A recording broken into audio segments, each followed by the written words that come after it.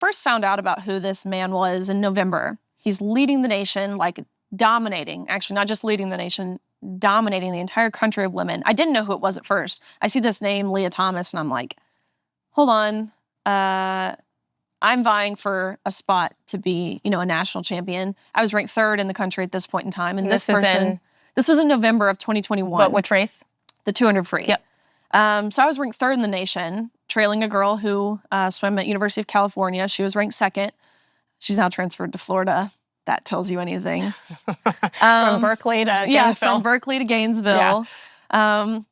But she was in 2nd. I knew her very well because, like most sports, your top tier athletes know of each other regardless of where you compete. It didn't matter that she was in California. We'd grown up competing against each other. So I knew her very well.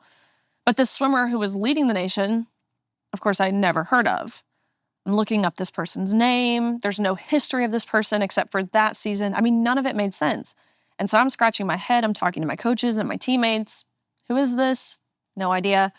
And we really continued to stay in the dark until an article came out that disclosed that Leah Thomas is actually Will Thomas and swam 3 years on the men's team at UPenn before deciding to switch to the women's team, where he was very mediocre. And that's generous. Right, like 400 and some, yeah, right? Yeah. And the 100 freestyle, which he ended up placing top 8 in NCAA's, top 8 in the entire country, he wasn't even ranked in the top 3,000s among the men. Okay, so mediocre is generous. So I found out who this person was. I found out it was actually a boy. Of course, I knew that was wrong this whole time. We all did. My teammates, we knew the unfair competition was wrong. We knew that having to change in a locker room with him was wrong. We knew that the silencing that we faced from our universities was wrong. We knew all of that. But I will tell you kind of this defining moment for me upon getting to that national championships. I only had to compete against him at one meet. It was like a week-long meet, but I didn't swim in the Ivy League, so I didn't have to go to Ivy Leagues with him. He wasn't on my team, nothing like that. I only competed against him this one meet. So upon getting to that meet, I'm kind of ashamed to admit it, but I was almost intrigued prior to arriving because we had so many questions. Like it felt like this circus. There was this big buildup about it. We'd already gone to sensitivity training at my school before this to prepare ourselves to learn how to use she, her pronouns. We had already done all of the things to prepare. And so it was kind of like I had so many questions. Again, we all did. What is the locker room going to look like? Is he as tall as what Instagram? His Instagram pictures. You guys are looking him up and yeah. So it's kind of like this sense of intriguement, like haha, still at this point. And then all those questions were answered, and I felt ashamed for feeling intrigued. I felt heartbroken, really, upon seeing this. What was when you first saw him up close and in person for the first time? Well, first I had to do this because he's so tall. He's huge. He's huge. Wikipedia says he's 6'1", but understand Wikipedia is lying to you. He is 6'4". So I mean, this Goliath of a man. His feet are huge. Of course, wearing a women's swimsuit with a bulge. Like there was so much about this where I was just like, oh my gosh. So what was your reaction when you saw him in person for the first time? In a swimsuit? We were kind of like, me and my teammates, actually the first time I saw him was in the locker room. And so, as I said, which let me just kind of set the scene, a swimming locker room is not a place of modesty. These suits that you put on, your racing suits, it takes about 15, 20 minutes to really poke and prod yourself into these suits. They're paper thin, they're skin tight, your nail beds are bleeding by the end of it. Most of the time you bring gloves so your fingernails don't poke through your suit or so your fingers literally don't bleed because it's so intense. You have friends like helping you try and like tuck skin rolls in your suit, all this stuff. So it's a very intimate, not modest environment. And there's also a lot of course, fully undressing. Of course. You get to the pool in your clothes, you change into your warm-up suit, just a normal practice suit. Then after warm-up, you change into your racing suit, which is where, you're really fighting to put this thing on. Then after that, after you race, you come back and you change back into your practice suit to go warm down. Then after that, you come and put your clothes back on. So there's 5 times of fully undressing in one session. And we had multiple sessions every day to set the scene. So I'm in the locker room. I have my back turned, of course, undressing. I believe I was going from my practice suit back into my street clothes. And all of a sudden you hear a man's voice. in that locker room. Of course, it's awkward, it's embarrassing, it's uncomfortable. It was innate for every single girl in that locker room to like cover themselves, whether it was with their hands or their clothes or their towels, and to leave as quickly as they could. But of course, it's an utter violation. It felt like betrayal. It was traumatizing.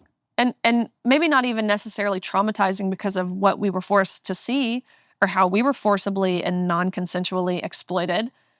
It was traumatic for me to know just how easy it was for those people who created these policies to totally dismiss our rights to privacy without even a second thought, without even bare minimum forewarning us that we would be sharing this changing space. How was he handling the tucking himself into a suit? Like, is that, it's all exposed? Like, are you right there witnessing this? Yeah. So was he getting help from somebody? When you said, I got out of there before I even saw him putting on a women's swimsuit. But a swimming locker room, like, it's basically just a big square, like a big open square. There's no like aisles or halls or I mean, of course, there's bathroom stalls, maybe 3, but this meet had hundreds of swimmers. So it's not an actual feasible option to get undressed inside of a stall.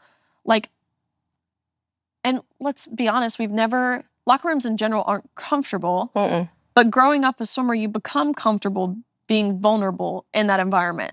But that vulnerability was entirely stripped. And so he kind of just went off and he was in the wide open and just takes his clothes off, and lo and behold, Thomas and all of his glory, or lack thereof. So that's what the experience was like, at least in terms of the locker room. There was even one girl who, she's a 31-time All-American. She's amazing. She's one of the most decorated swimmers in all of U.S., really, world history. She's amazing. Her name's Kylie Alons. She walked out of the locker room, so I'm at NC State, and I'll never forget. She said she found a janitor's closet to undress in, and she said, she said, I'm so grateful that I found this janitor's closet. And it hit me. Oh my gosh, we are calling this progress. Yet Kylie just said she's grateful to undress in a janitor's closet. She's grateful for that closet. This is not progress. Are you kidding me? Progress indicates we're moving in the positive forward direction. Have you ever talked to him? Not outside of, no. At that meet, there was, of course, in the ready room and different things, very brief small talk, but no, never. If he walked in here right now, I'd love it. Today, what would you say? I would want him to know that his actions displayed an utter disregard for us as women, which is, of course, what the women's sporting category was created to protect and uphold and celebrate. I would let him know that, look, I have no animosity towards him. I really don't. Like, I don't garner this hatred in my heart. Ultimately, he was following the rules. It's the rules that are the problem. And I would be sure to tell him that. I would be sure to tell him, look, live your life, be who you want to be. Don't expect me to support it or affirm these delusions that you have, because you very much are a man. And that will never change. I would have no problem saying that to Thomas's face. You are deliberate in saying Thomas. I am. Not Leah. I am. And not she, her pronouns, which he's, Thomas, I struggle, right? Says she is. What is behind that? I thought it was kind and respectful at first to kind of use and adhere to the whole preferred pronouns thing. I thought that's what kindness was. That's what we were told being respectful was. So I believed it. As I said, we had to go to training. We had an outside professional, whatever that means, come in and teach us, sit us down, go through these mock interview questions. We had to answer these questions to her standard before we could pass. And if we didn't, we had to go through the training again. I really believed, okay, no, I don't agree with this, but I can still be kind. Sure. That's not what kindness is. I realized that's still pandering. It felt wrong still. It still went against my gut instinct. And I realized, no, it's kind to say the truth. That's what love is. I'm not saying it to be offensive. I'm not saying it to deliberately hurt someone's feelings. I'm saying it to be authentic and to show that it's okay to use clear language. Our language has been, and this is one of the most eye-opening things I've learned these past 2 years, is how powerful the corruption of our language really is.